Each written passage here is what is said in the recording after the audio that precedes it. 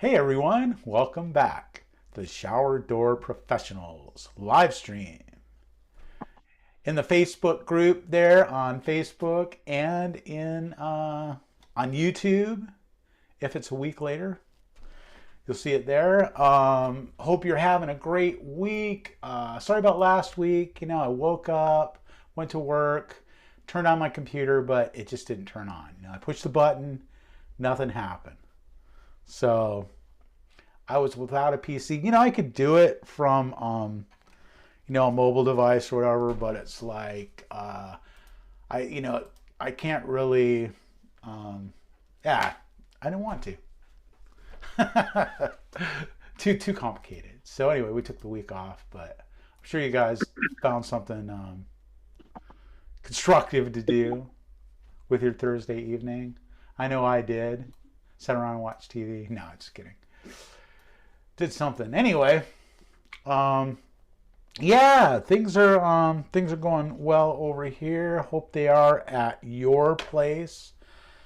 I was thinking about what we should talk about tonight, and something I'm really interested in, and maybe you can tell me what you guys do when you have a disciplinary action that you have to take. Maybe you have someone on the team that you have to pull up, have one of those come to Jesus moments. Maybe you even have to let somebody go. What does that look like for you? It's better. It's more like you better pray to Jesus if I get a hold of you. Well, I think that's how that got its name. Your little brother will take care of him. Yeah. One of us will. Shoot, you don't mess. You don't mess with us. I know I don't. Yeah. And you and Tim are pretty close. I don't mind driving the 3-4 hours, man. Yeah.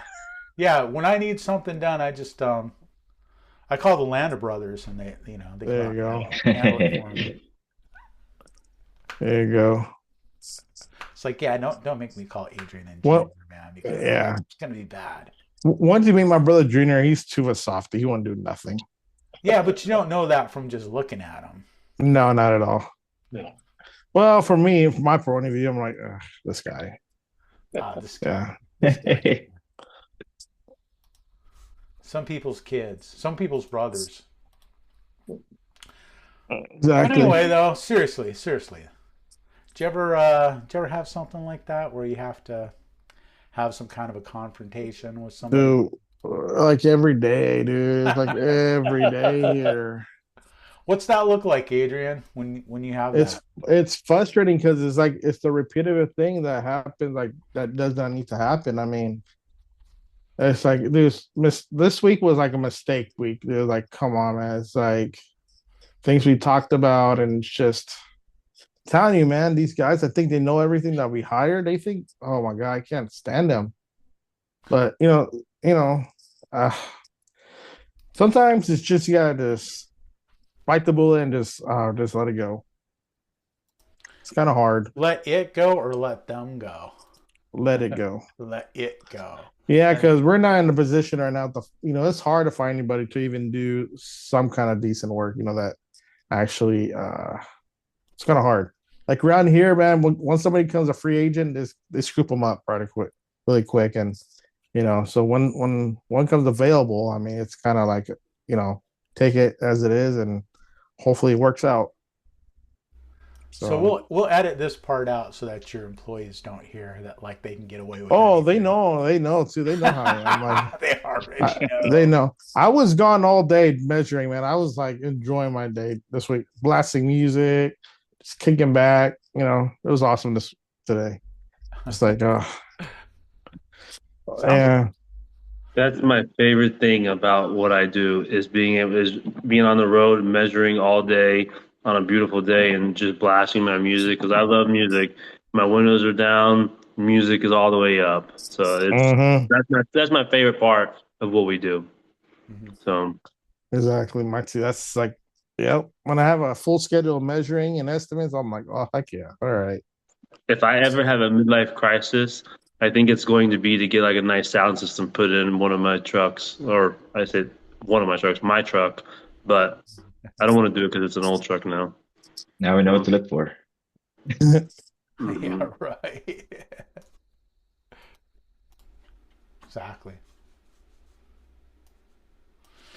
All right, let's see. Well, how about you, Tim? I haven't had to lately. Really, that's great, man. Yeah, I mean, yeah, I think that's the goal right there is just hire the right people so that you know yeah. you don't have I to. hired this kid 3 years ago, and he didn't do a thing. And now I got him trained, and he can go out and do stuff, and I don't have to worry about it. You know, Yeah, it's been great. nice. We just have simple corrections, course corrections on the spot. You know, like as soon as it happens or as soon as you hear about it.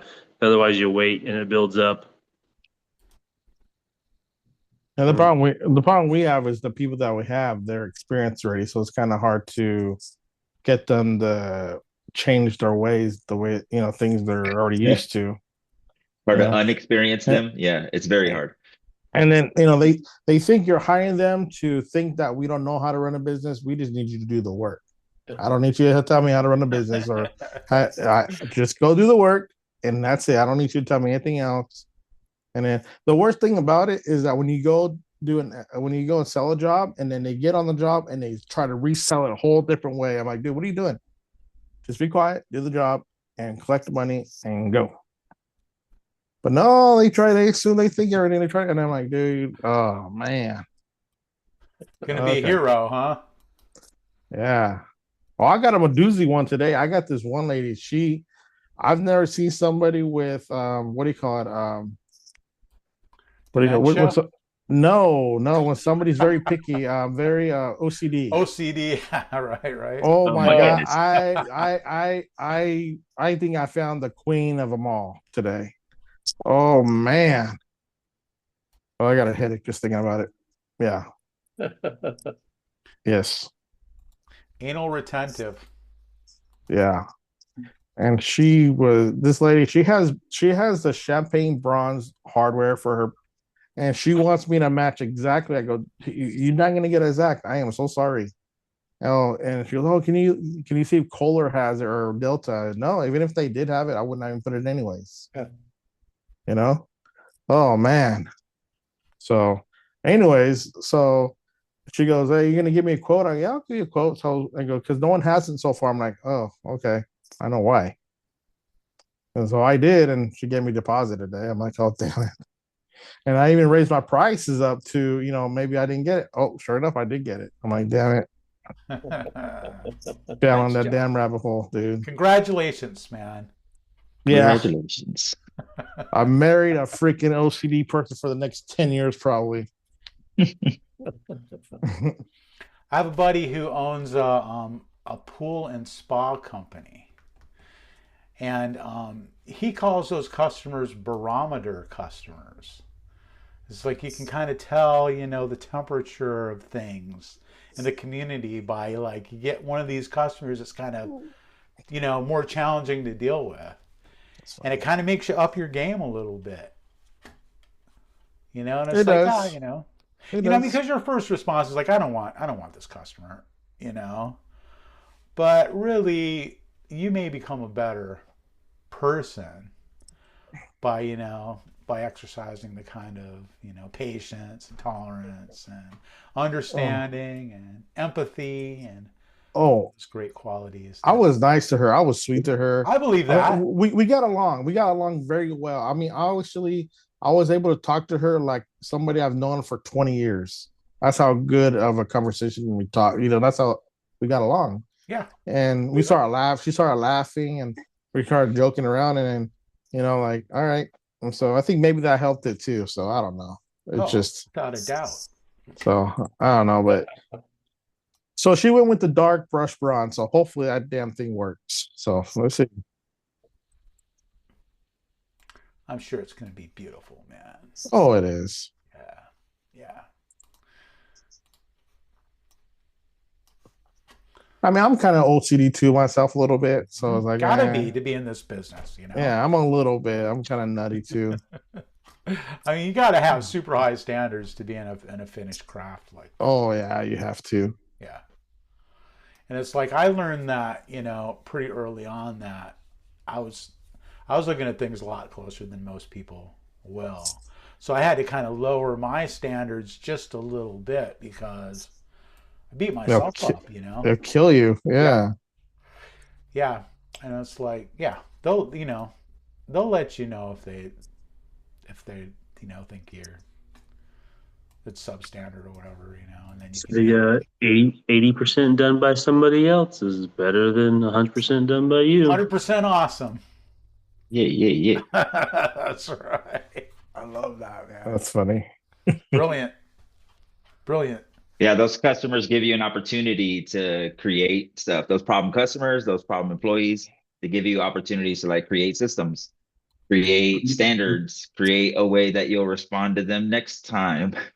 And make sure, and the problem employees, it's like, all right, how do I have a system that can gauge these, catch these, measure them easier, or make stuff measurable so when they see the results, they know they're slacking. I'm doing a lot of work. All right, let's look at total amount of time on calls today, total messages sent today, total amount of people you messaged. Call time total was 30 minutes back and forth on phone. Messages total sent was 7. Emails was 9. What else were you doing? How many, like when you everything's like in a data point versus 50 phone calls, 100, if their missed calls are up, that's only one data point. But when you can see their missed calls are up and they're overloaded with how many calls they're taking, and you can see how much communication they're doing back and forth, you'll know it's not them that's lacking, it's uh support for them or how much is on their plate across the board in their projects. But yeah, those problem people help you create stuff. It's really nice. When we first got into showers brand new, we were perfectionists. We were returning our own glass. Our vendors hated us. Vendors fired us because we didn't know that we couldn't demand that these scratches not be in there because we were asking for stuff our customers weren't asking for because we were brand new. And Right. like that, it kills you as a business even when you don't know the craft well enough and you don't know when you should argue for the customer because that scratch is you can't see from 15 feet away, which is what you realize their requirements are or whatever they say. Like you can't see it noticeable from X feet away. It's not a real scratch. Uh, and like those kind of terms you learn to understand and display to them, it helps you not get caught up in those OCD battles or understand like what lines you can stand by. But we didn't know crap and we were like sending back everything. It was funny for a vendor to fire you because you realize you actually are being too picky. We can't make you happy. It's like, go away. It's like, oh dang, Yeah, it is then us. what? That sucks. Yeah. That's funny. Good point. Yeah, they're like industry standards. There's tolerances that are accepted within the industry because nothing's really perfect. I mean, especially when it comes to construction. It's like construction materials. I mean, nothing's perfect, and you might I don't know, you may not win an argument, but you've got some ammunition. You go in with like they'll if you ask your fabricator, they probably have a sheet that they can send you with all of the lists, the exact specifications. It's a good thing to have on hand. One thing you don't want to forget, though, just like you have your problem customers that you want to fire, or like people, builders, or people that you want to fire as customers, same thing as your vendors are looking at you as customers, and don't be that problem customer that they want to fire or figure it out why. So because they can fire your ass too, just like you can fire your customers if they're not good customers. So if they're costing you money, they ain't a good customer. So if you're costing your vendor money, you ain't a good customer to them. Mhm. Yeah, it's the truth, man. Yeah, yeah. It's interesting.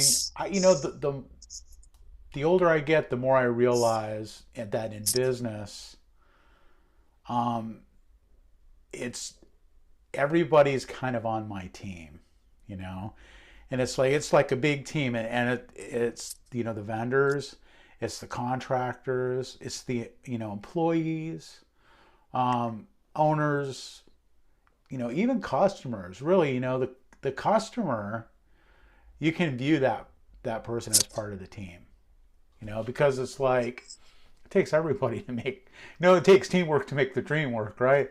So it's like, I mean, and if you start treating people like that, I know that I've been out on jobs where general contractor, I'm meeting a general contractor for the first time, or just talking to them on the phone, and they're talking to me like I'm less than them, and it's like that doesn't go with me, and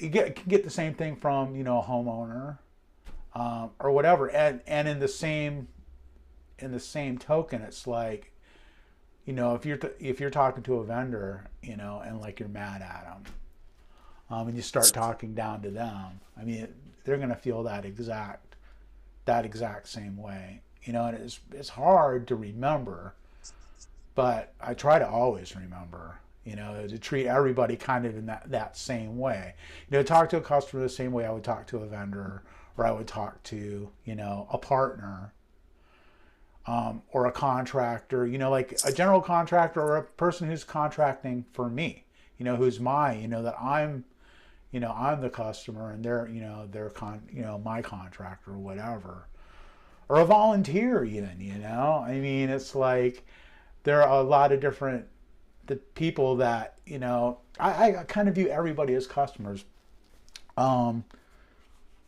Another great book, I think it's called Good to Great. I'm trying to think, it's Dan, I can't remember the name of the author right now. But they're talking about what was it that I was thinking about along these lines? Slipped my But mind. people being customers, I can't think of what you're Yeah, referencing. you know what?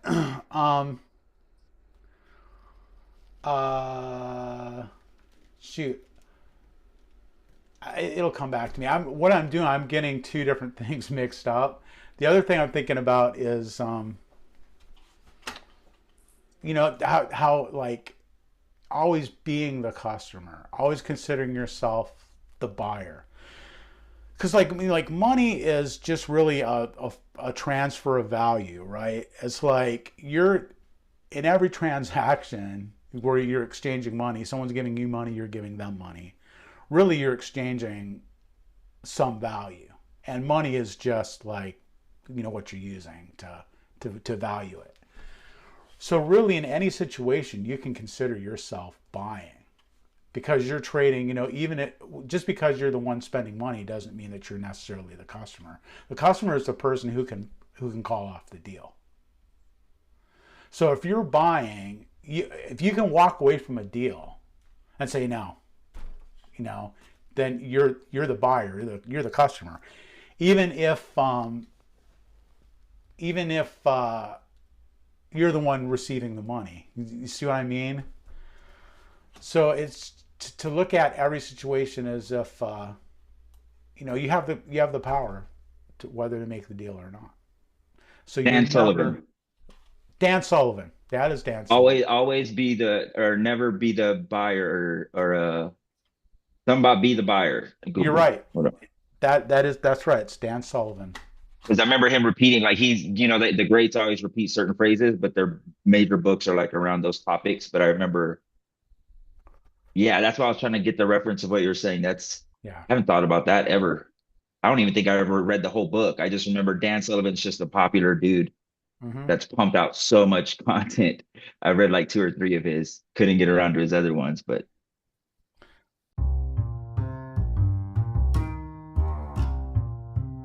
This episode of the podcast is brought to you by GlassGadget.com.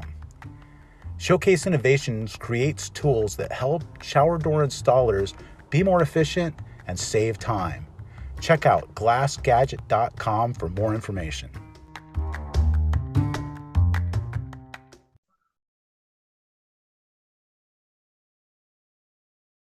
Yeah, all the stuff. And Dan Sullivan and Benjamin Hardy. Benjamin Hardy, they co-authored a few books, and I think that was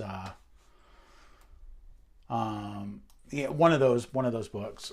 Uh, he writes about that. Good advice. Anyway, so I think that's what I was thinking about.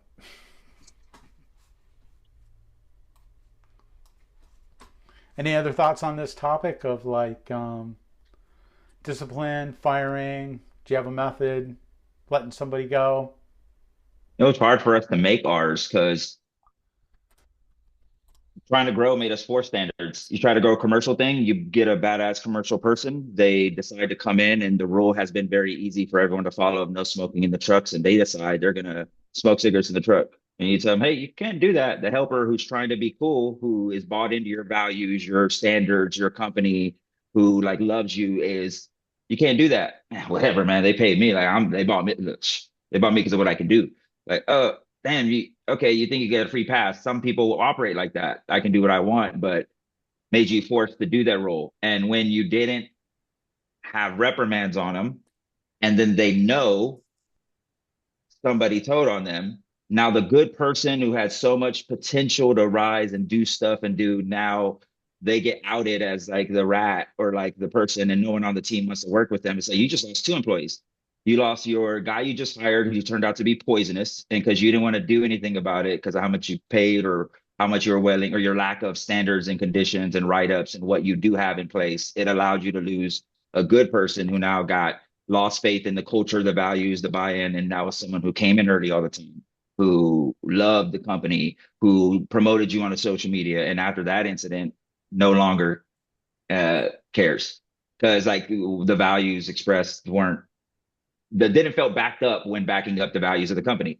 So it's like, oh, so if you tell people you want to have standards of no one better come in late more than 3 times, you better have a process for it. Don't just say words. Because if you let someone come in 3 times late, but they're really good and they're nice, and you go out for beers with them, then the other dude who comes in late once and you reprimand him in front of the team, he's going to have a lot to say, or something he wants to steal, or another company is going to be looking at, or other job offers he's going to actually entertain now because he realizes it's selective consequences. You don't really have a standard. You say you do, but I noticed there's no real system you have for documenting three of these is this. And then as we started creating them, what do you do to the dad who shows up late because he really has family stuff, and you feel for his unique situation, and he can't make it past 8:15 because he has to drop off his kids, or there's an emotional thing he has to do that from their experience, and you don't want to take that from him because he's great in every other way. Now you change your time entry because now you have a super dude who can super late, but now you create attitude from everyone who knows the guy who strolls into 8:15. It's like, man, there's like got to be some humanity and some flexibility and some standards, but like it's crazy how we try to like make these hard rules and we lose great people who love us because we can't like figure how to keep that going. But I've seen the scenarios and sucks because these are the real life, these are real people, and the company's gone and closed, and all these people I love very well. So I hope they don't feel personal me mentioning vaguely their situations, because this is real life and this is what really happens inside of companies when you don't have discipline, don't have standards. You waste a lot of money, you waste your reputation, you try to spend ads building because you let dudes do what they want. You really don't have, you better come in this only X days late. Tell us this vacation time ahead of time. Because when you're mad at them, you want to go by the rules you made up in the handbook. But when they're cool with them, they can tell you 2 days before that they're going on vacation. You're like, bet. It's like, and people remember. You don't think, but every employee remembers what you allow and don't allow. So have a process. So it's always just reference the book. And you, there's no way to tell the rest of the team like, oh well, this guy's the reason he's late is because this personal stuff. I was like, you can't tell his personal stuff. So that, man, that's a great example of a scenario that's like exceptional. And yeah, what do you do? It's like you have to figure that sort of a thing in. Like, yeah, who are you? Are you the guys who let certain people come in late, or do you have like everyone at 8? Because that's the way we do it. And if you can't do it, you ain't part of this team and bought into the culture. You can have either or. but not knowing if you're having either or is what creates that confusion. When you have confusion amongst the team, disarray, lack of effort, lack of wanting unity and wanting to help each other out, when everyone has to meet the same bar, and like that's way better. But yeah, those are unique ones where like, damn, how much do you bend and break without creating so much chaos? And you can't tell people it's personal, but Right. yeah. Do you let people off at 3 because they're killing it? Do you change your whole structure because you want to keep your killers that now you don't care when they come in or out? If it's project based, sometimes we've even made it all these different structures so that we could cater to the lifestyles of the great people that wanted to work with us but couldn't because of traffic or kids or real life. They couldn't commit to these arbitrary rules we made that made sense when traffic wasn't as bad and people didn't have to live so far out of the city that we were in. Because you could live in Austin when we built the company, and after 25 years, you have to live 45 minutes away if you want to work there at that wage. Like it's just the real life of major cities. And now those I was here at 8 o'clock every day stories we tell like don't really matter anymore. The situation's changed. Yeah. Yeah. It's a different world, man. And that's that's what's really interesting about like this literature, this modern like business literature. It's like the whole mindset and approach to business has changed radically, and the people who are experiencing a lot of success are doing things way, way, way different than they were done. I mean, in the Industrial Revolution, when Henry Ford was like cranking out, automobiles, factories, and like he basically treated people like parts. I mean that's where that whole idea of like human resources, which is a horrible phrase that nobody should ever use. It's like humans are not a resource. Humans are humans. And should be respected above all things. But it's so like dehumanizing and degrading to treat people like pieces of equipment. And I mean, you can crank out a lot of product by treating them that way and convincing them. I mean, you have to break them down first. You have to break a person's spirit to get them to do that. But that's not really that hard to do, especially when it's around somebody's livelihood.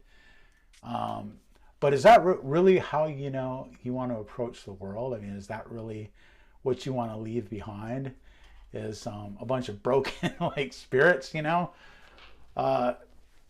I think approaching people differently and kind of what you're describing there, Rob, of like, can you treat people as individuals and like treat each person according to like what their skills are and their strengths are and their abilities and their needs, and take all that into consideration and just figure out where to put them on the team, or maybe even like if they're valuable and if they love the company, what are you willing to do to make sure that they can perform at their peak while maintaining their dignity? Anyway, people are figuring this out, and people are becoming radically, wildly successful by doing this. And that, like, I was going back to that book. It was that I was talking about is actually Jim Collins. That's the author. Good to Great. I don't know if you've read this book, but it's awesome. It talks about like the great, kind of the greatest companies that were big companies, like major corporations, that went from being really good, like, on the stock market to outperforming the stock market by like 3 times. And then maintaining that for like 15 years. That was the standard. They looked at the companies that did that, and what caused them to break out, and what they thought was the sustaining factor that did that. And what they figured out was it was like what we're talking about, was like they got great people and they figured out where to put them in the company to where they could perform their best, and created a culture where people loved coming to work, loved the company, and it works, you know. And they called it, you know, this transformational leadership, this like higher level of leadership that was like, and it's kind of rare in companies, but I think that like this is what we're going to have to do going forward if we really want to compete. And you know, you can either have like this rigid system where, yeah, like these are the rules, and no matter what, you know, we're enforcing these rules, and then just make everybody conform to that. And if you don't, you got to go. Or you can you have to kind of do the opposite of that, and be like, look, you worry about what you do. Don't worry about what time he comes to work or what he does. That's between that's between us. It's like you know, we've got an agreement one-on-one with each person, and this is what you know. This is what's expected of you, and if you do that, then you know how you're doing. You know, there's no mystery. It's like you give person ownership of what they have to do, and they know whether they're doing it or not, and then you're checking in. So rather than telling a person what to do, checking to see if they did it, punishing them if they didn't, or giving them something else to do, and then checking it, and then giving them the next thing, and then checking it. You know, I mean, you're just giving a person ownership of that responsibility, whatever it is. It's like, hey, this is your job. This is the result that I want. This is the outcome that we expect, and I don't care how you do it. You know, don't break the law. You know, it's like, don't do anything immoral or illegal, but anything within that, if you can get it done, do it, and then we'll check in. And it's not, I'm not going to check on you, but you're just going to report to me, and you're going to tell me how you did. Now that person is their own manager. You don't need a supervisor to check on that person, to tell that person what to do. That person knows what to do. In fact, they know it so well, they're going to tell you. And they're going to come up with ideas for more things that they can do, because they're going to buy in, and they're going to get ownership, you know, take ownership of it. I mean, this is the theory, right? I've seen it work. That one of the people, if you have a killer, well, in our scenario, we kind of get to do what we want. Wild West, people were checked out. So it's like, hey, if you have a killer that can come in only at 9 and has to leave at 3:30 to beat traffic and then get around his situation, do you say yes? Well, if he can install 3 to 4 showers, if he can install the same amount of showers as the people who show up at 8, lollygag around, and then come back at 5, why wouldn't I? And now, since he's doing the same amount of work at this, now all I got to do is measure the quality. Now, what are my worries? That he's going to pump out bad product and ruin our reputation. So if I have managing the quality, now I create the systems of, well, how could I bring in a killer that could add a little profit per day? I only have to create systems to check the quality. He has to take pictures. He has to report in. He has to do these extra metrics. But that's where you tell them, just like you said, hey, here's our scenario. Here's what we need, this much output. What do you need to do this?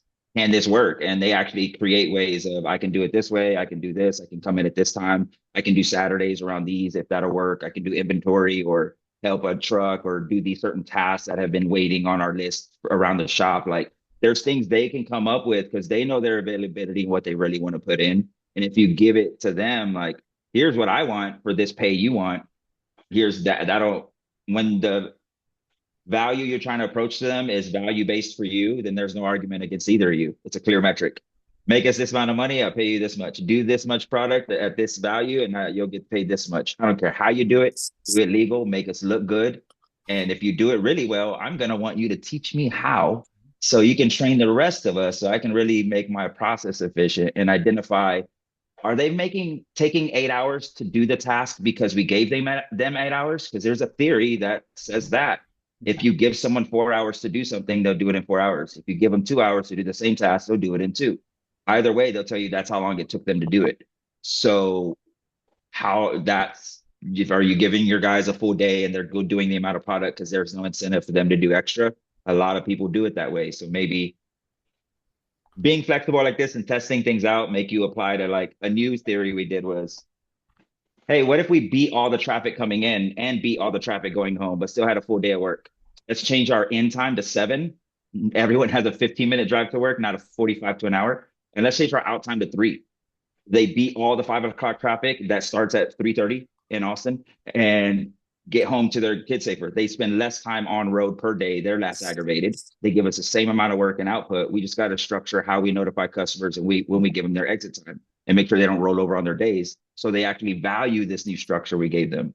Like, that's another flexible thing that only applied to our massive city who had a lot of traffic in and out, and drive time was a big condition. Not all of us have environments around us that, have that. Your business always is in a spot that has that trouble. But for us, doing that was completely catering to our guys, but it turned into extreme happiness and output. Sounds like too much work.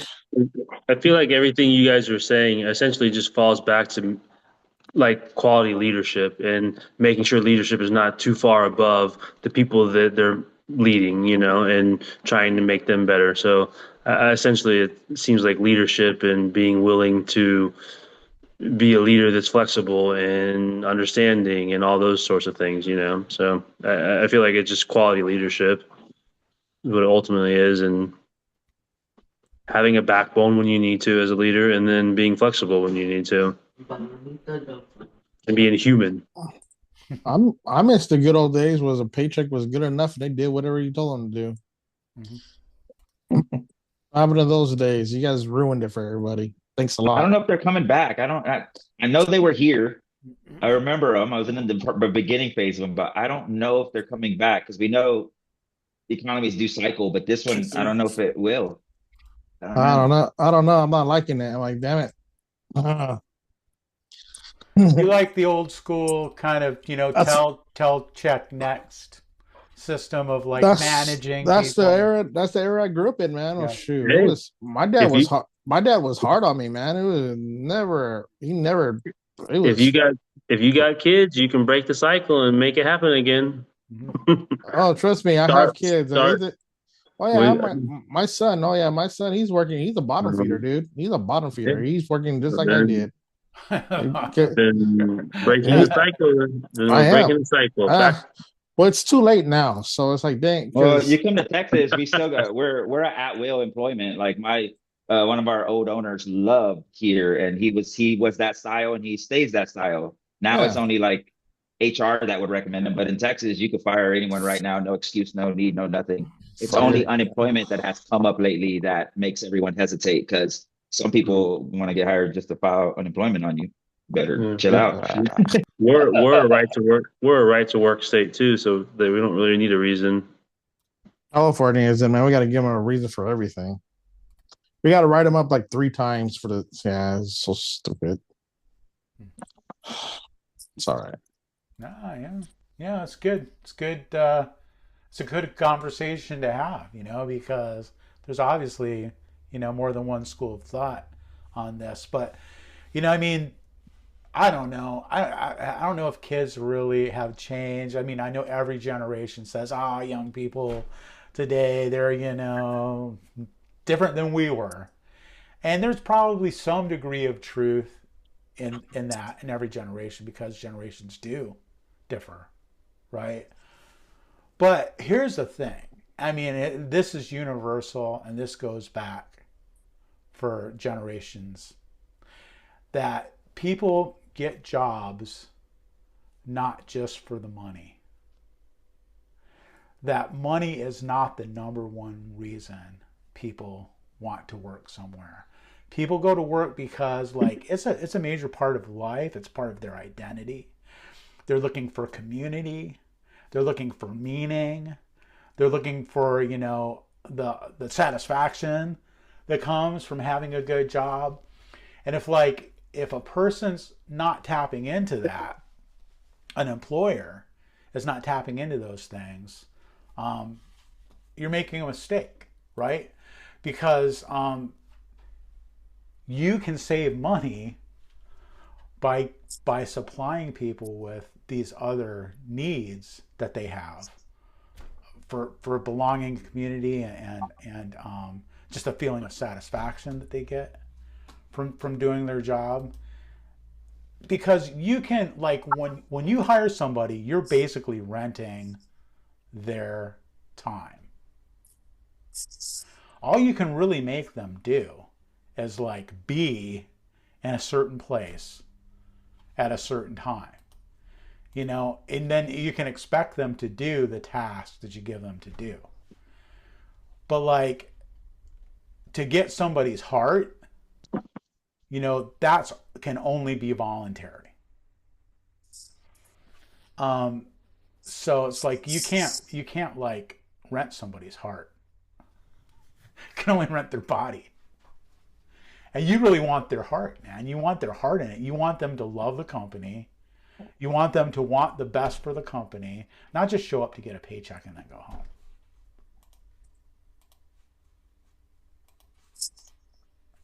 And it's possible. It's possible. Like, that's not all your employees. Some guys want to just come in, get a paycheck, show in at the time, come in at the time you said, leave at the time you said, follow the rules you said.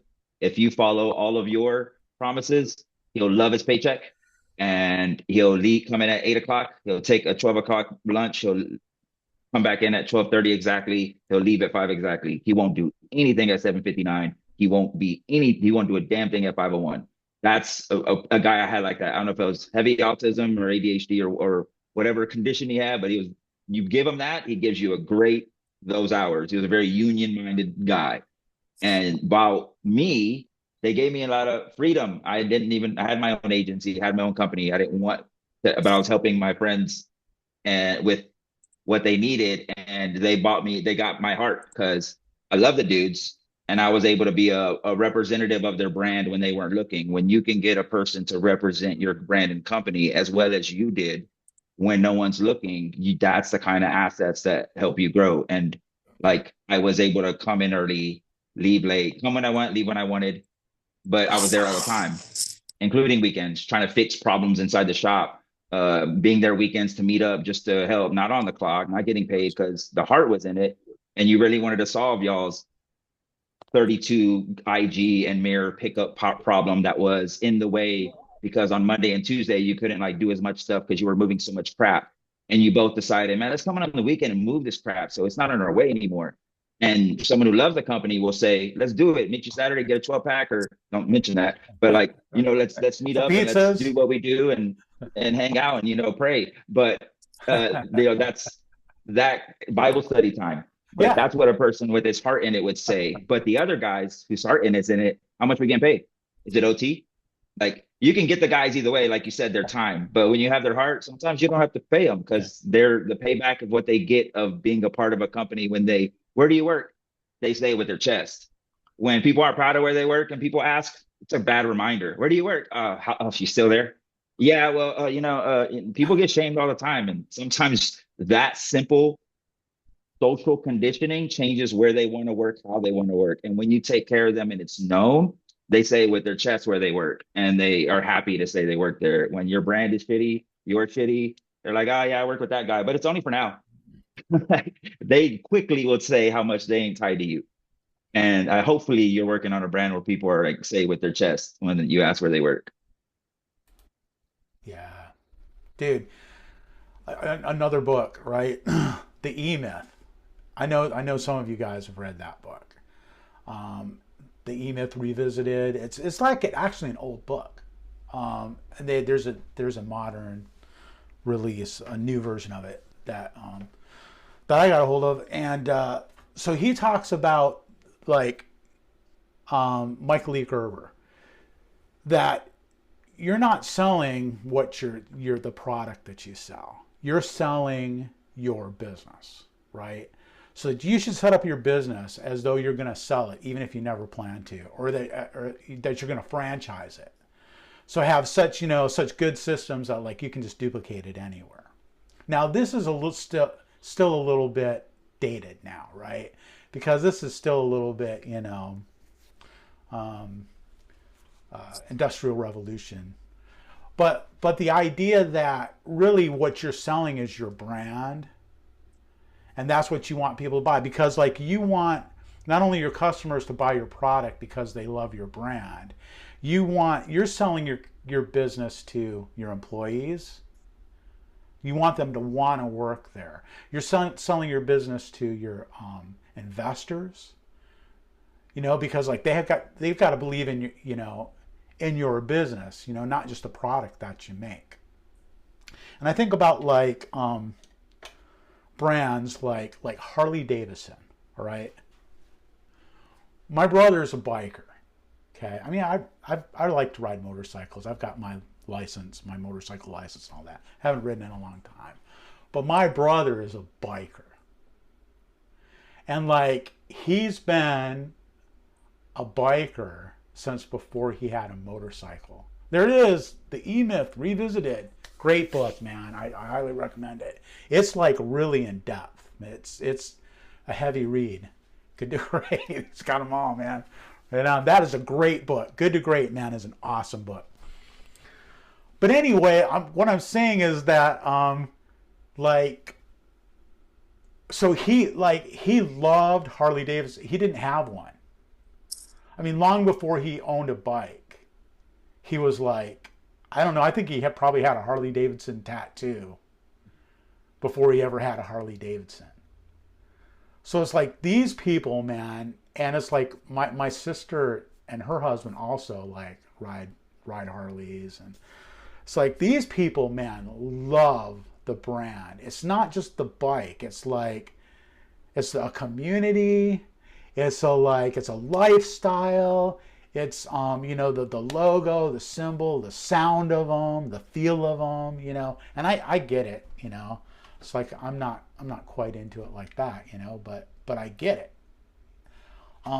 It's like that's what you're wanting to create, is that kind of love for not just like what you're making. What you're making is almost like secondary. Shower doors are almost like secondary. It's like, I'm not selling shower doors. I'm selling showcase shower doors. It's the business that I'm selling, the image, the brand, the label, and getting that kind of a mindset is helps you not only sell it to your customers but sell it to everybody, the community. The people you want to employ, the people you want to attract from other places. Why should they work for you? If they can work over there, if they can get $1 more at the competitor, why shouldn't they? Well, it's because you're offering something more than just like the paycheck that they're getting. That's the theory. I don't know if it's true, but I have a feeling it's true.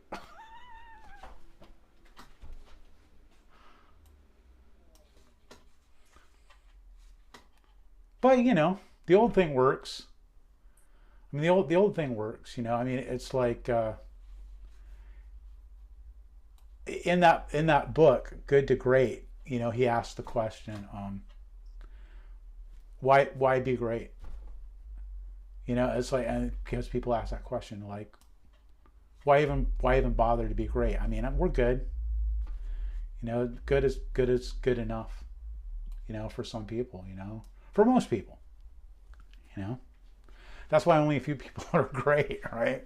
This is what a tiny percentage of companies become really great, because it's like not very many people really want to or think it's worth the trouble. It's funny. Circuit City's in there, and they're out of business now. Yeah, right. Circuit City. That's right. Circuit City was in the Yep. on the positive side of the book, but Yeah. they're not in business anymore. Yeah.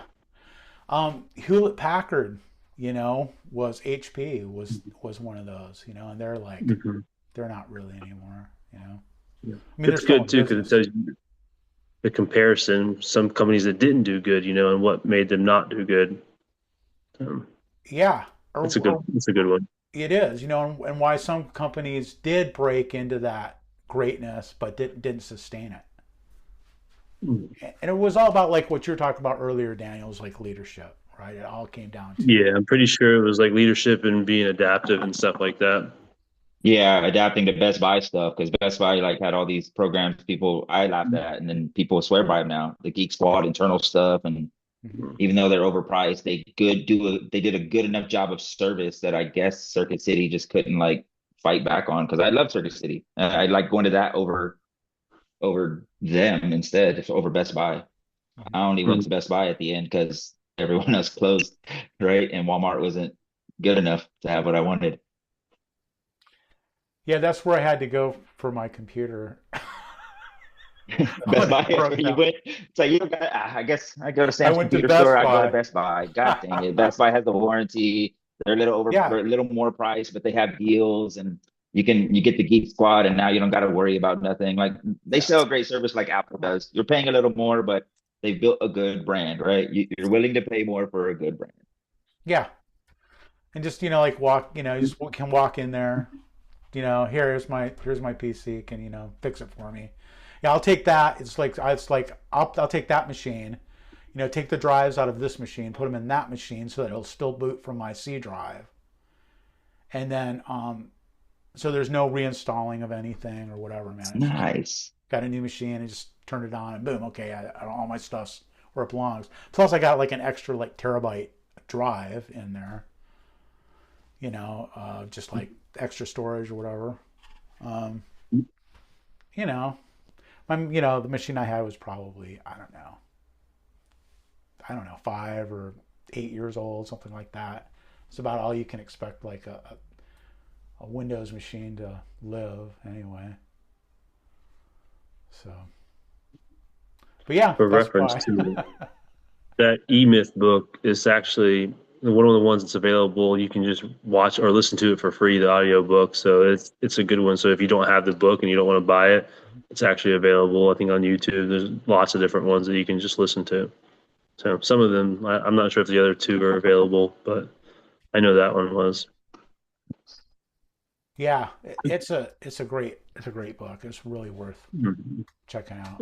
They've got like an HVAC series, like for like construction companies, and they've got a bunch of different companies. Like, yeah, it's good.